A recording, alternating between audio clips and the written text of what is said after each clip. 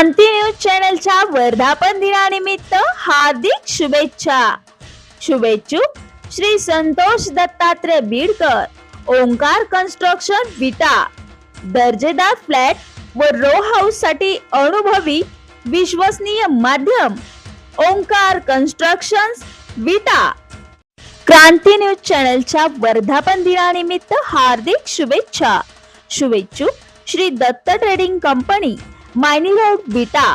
निवडक किराणा माल व्यापारी प्रोप्रायटर महेश देशमुखे आणि महेंद्र देशमुखे।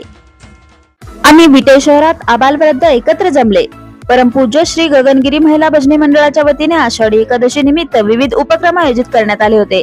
महिलांनी अभूतपूर्व उत्साहात आणि भक्तिभावाने भजन, भक्तिगीते, गवळणी, दिंडी, फेर, झिम्मा, फुगडी अशा पारंपरिक पद्धतीने आषाढी एकादशी साजरी केली।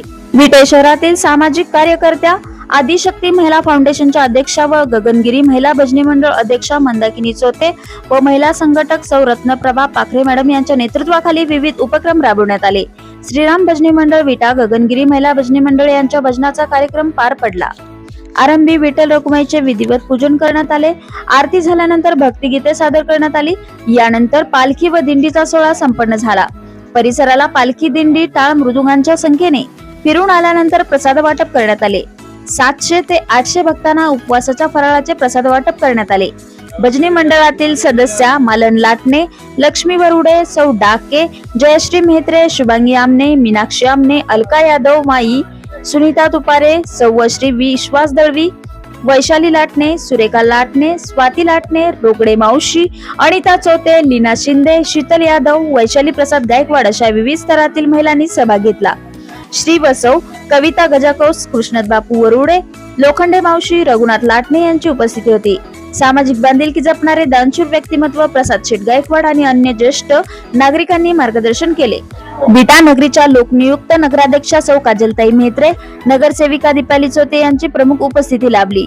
आषाढी एकादशीचा भव्य दिंडी सोहळा पार पाडण्यासाठी प्रसाद शेठ गायकवाड यांनी मोलाचे योगदान दिले। मागील वर्षीप्रमाणे याही वर्षी आदर्श शिक्षिका श्रीमती रत्नप्रभा पाखरे मॅडम व महिला संघटक सौ मंदाकिनीताई चोते यांनी अनेक दिवस नियोजन करून हा सोहळा पार पाडण्यासाठी मेहनत घेतली। दिंडी सोहळ्यामध्ये दत्तनगर, यशवंतनगर परिसरातील लहान मुले आणि महिला यांचा समावेश तसेच विविध वेशभूषांमध्ये सहभाग घेतला होता। एकूणच अत्यंत भक्तिमय, उत्स्फूर्त आणि उत्साहपूर्ण वातावरणात आषाढी एकादशीचा कार्यक्रम संपन्न झाला।